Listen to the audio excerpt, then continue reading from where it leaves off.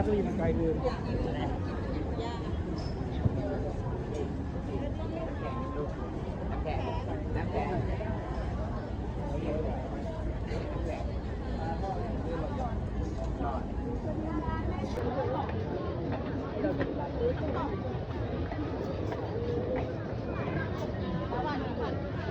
จะกลับมา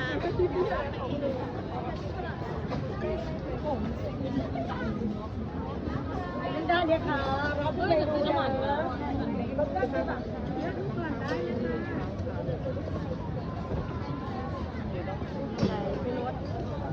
งานประจำปีสวนลุมพินีครับ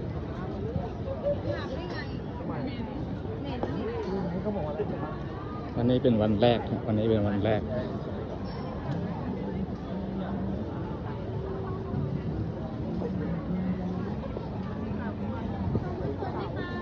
คนเยอะมาก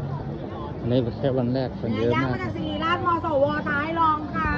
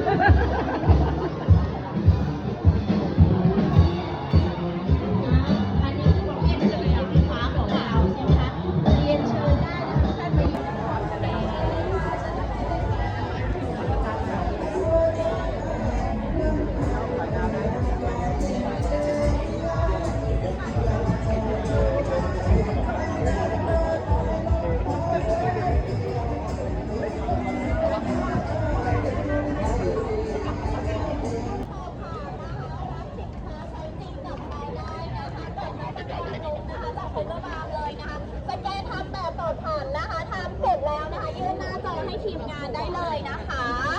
แค่20 ท่านเท่านั้นนะคะใครจะเป็นผู้โชคดีนะคะลูกค้าเดินผ่านไปผ่านมาทำแบบสอบถามรับสินค้าขนาดใช้จริงกับเราได้นะคะเป็นน้ำมัน